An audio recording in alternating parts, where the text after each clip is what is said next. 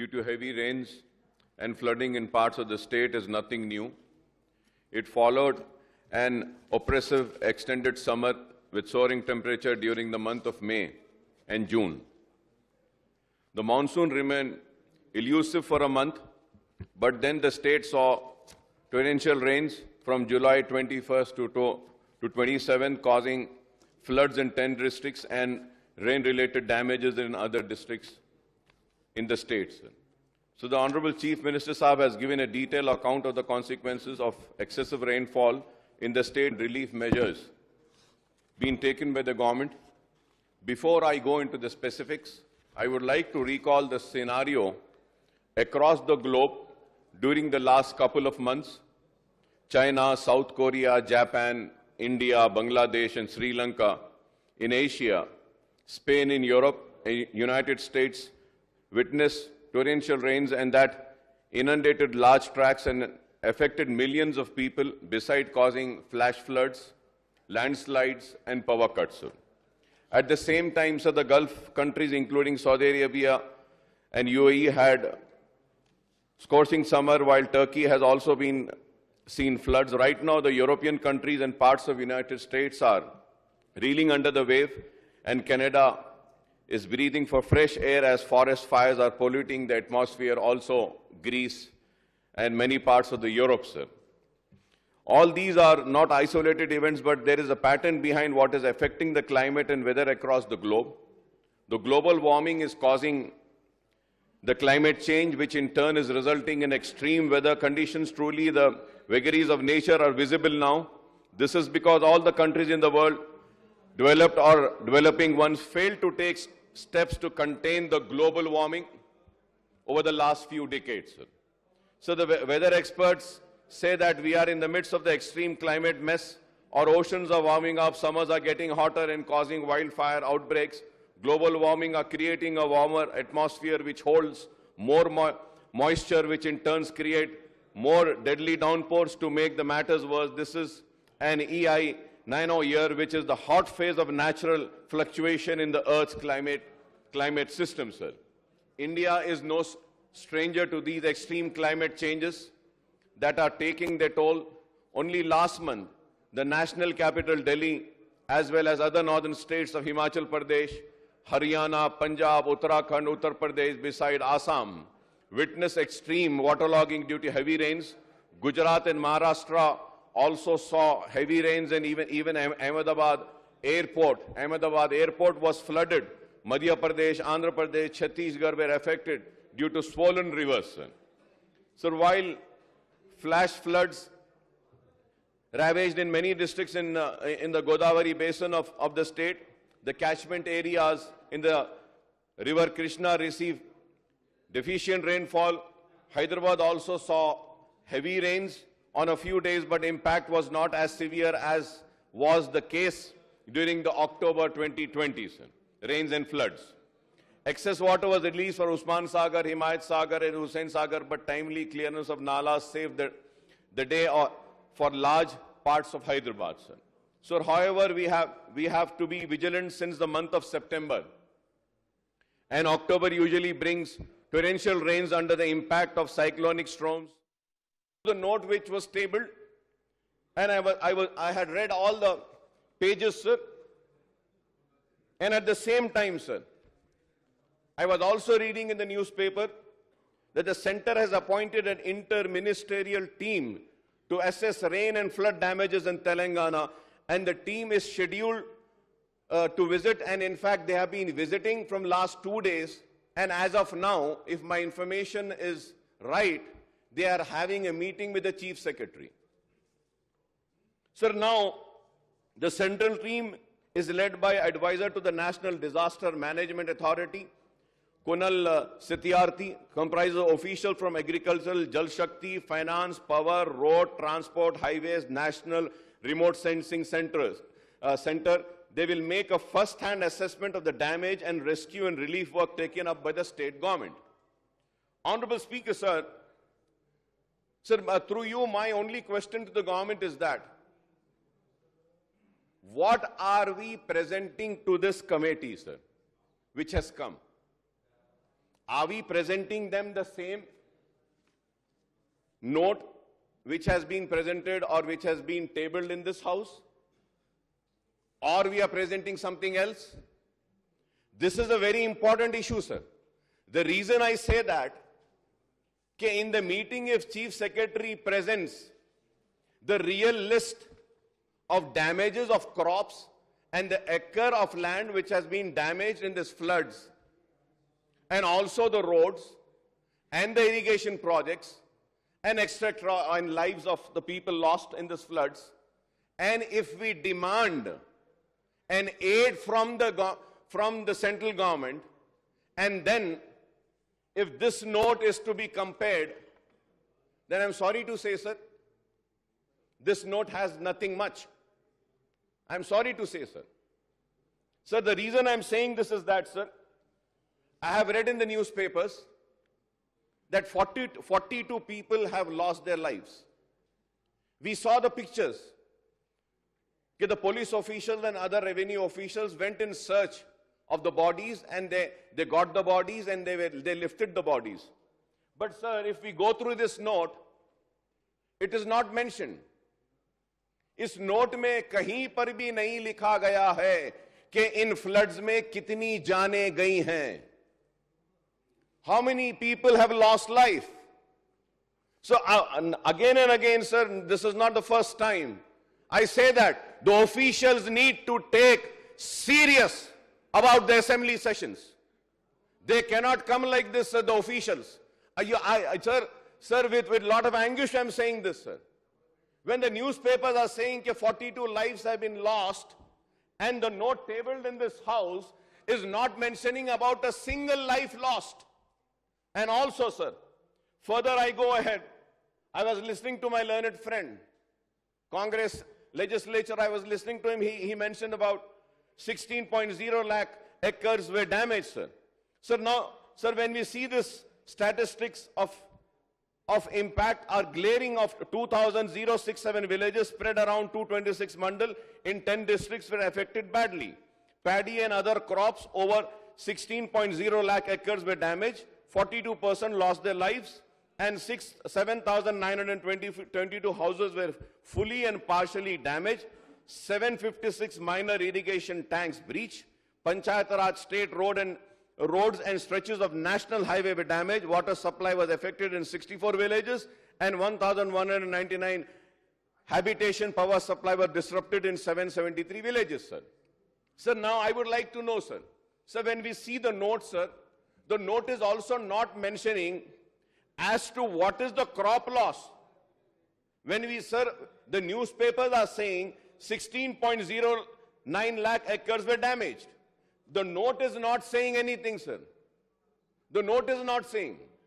Note also needs to say that how much of acre of crops has been lost. This is very important. But the note is not mentioning about that. Sir, and going further ahead, sir, in 141 urban local bodies, excluding GHMC in the state, the relief and restoration work would require rupees 380 crores. In GHMC area, and other hand, heavy rains caused damage to the roads, and restoration works would require 255.66 crores. I may point out that many roads in GHMC area are badly damaged, and restoration may require at least 4 times more funds, that is 1,000 crores, sir.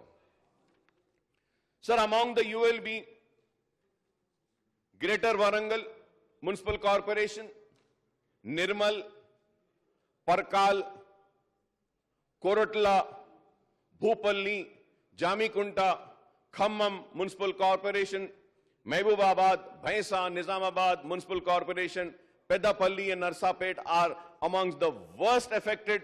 Waterlogging brought normal life to a standstill in Greater Warangal, which comprises the tri-cities of Warangal, Hanumankanda, Kazipet, sir.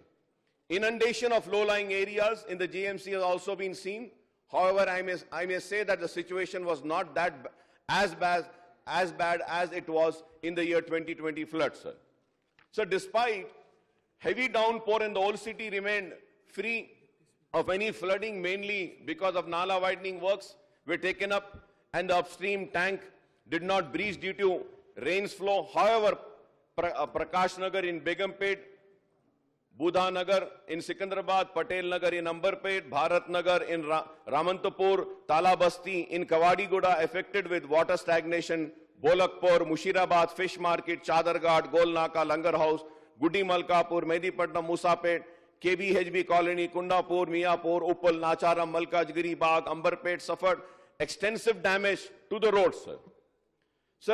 Sir, when I'm talking about the city, sir, I would like to again say that in the year 2020, we faced a lot of problems due to the lakes in the upper area at Jalpalli Lake. Jalpalli का तालाब भरने से वो उम्दा सागर में आया, उम्दा सागर से पल्ले चेरू से यहाँ से फिर हम महेश्वरम कॉन्स्टिट्यूंसी में जाते हैं, मैडम सबिता इंदिरा रेड्डी साहिबा की कॉन्स्टिट्यूंसी में, वहां पर भी तालाबे हैं, वो भी टूटे हैं।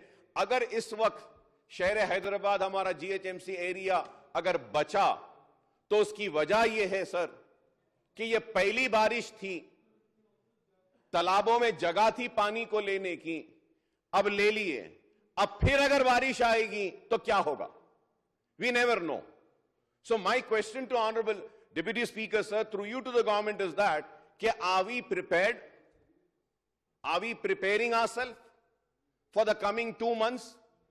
बारिश अब शुरू हुई है साहब, अभी बाकी है, अगस्त का महीना बाकी है, सितंबर का महीना बाकी है, अक्टूबर है पूरा, तो सितंबर के बारे में आप भी जानते हैं, हैदराबाद के बोलते हैं कि सितंबर का महीना मतलब सितमगर का महीना, इतना सितम करती है बारिश, तो फिर अब कैसा होगा? तो these are the questions which needs to be answered. But unfortunately, Honorable Deputy Speaker, sir, when we see this note is very silent. It is not mentioning as to what are the futuristic measures that we would be taking. This doesn't mention about that, sir. So the amount required for permanent restoration work and relief assistance for the damage caused to life and property, both private and public, due to the heavy rains and floods would be 3,591 crores. For immediate restoration and outlay of rupees 2,635 crores would be required. The total requirement of funds is rupees 6,226 crores. This excludes irrigation sector. These are my figures, but I would have appreciated that. I mean, if this was being mentioned, sir. Sir, I hope, sir, the state cabinet sanctioned rupees 500 crores for immediate relief and restoration work as against the requirement of 6,226. Now the question will arise, where did I come to the 6,226, sir? Sir, seeing the note, I calculated and I prepared my statement, sir. I prepared my statement. In the note itself, it is mentioning that we require 6,226 crores. And when the requirement is 6,226 crores, now the relief given by the state government is only 500. So I would like to know from the government, are they going to give more of money for the restoration of works, for the damaged crops, and what is the plan which the government has, sir? Sir, I hope the state government would come up with a comprehensive, this is very important, sir. The state government comes up with a comprehensive assessment of damage caused by the heavy rains and flood and submit the report. Submit the report to the central team, and also the same report should be tabled in this house also, sir, which is currently touring the state to see the damage caused in various districts, sir. The farmers have suffered extensive damage to the crops, and compensation of 10,000 per acre, as per the announcement of Honorable CM Saab, would require 1,609 crores for 16,09 lakh acres, as per my calculation. I hope that the government would take necessary steps and see that this amount is released to the farmers, sir, affected farmers, sir. So I may point out that the compensation should be paid to those cultivating the lands that is owners and holders share croppers, sir.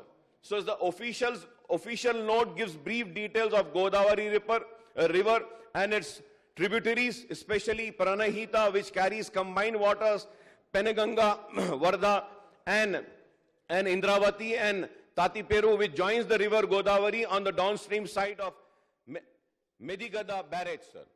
Sir, the state has been witnessing very heavy rains resulting in recurrent flooding in the catchment areas in last 2 seasons. This flooding has been affecting Kadam Reservoir, Bhopalpalli and Mulugu district and Bhadrachalam Reservoir areas, sir.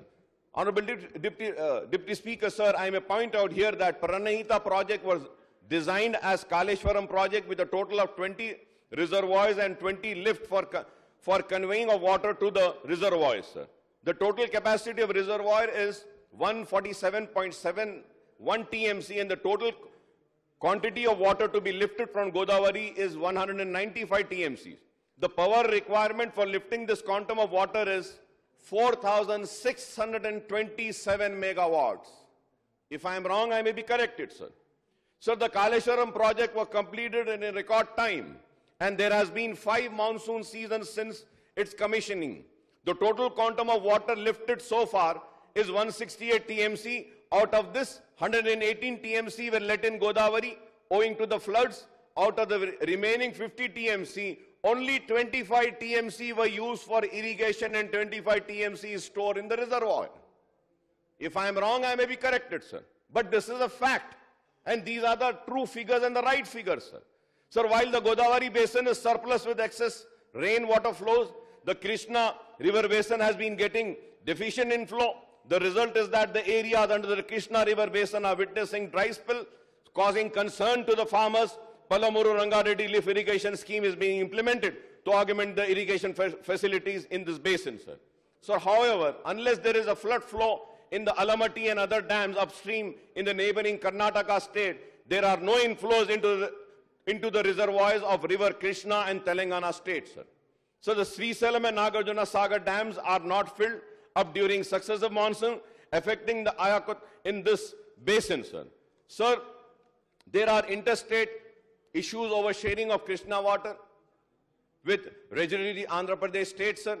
The Krishna Water Dispute Tribunal has been silent on the issue despite of Telangana's government repeated representation for a sharing of Krishna water allocation in undivided AP on 50-50 basis between Telangana and AP now, sir.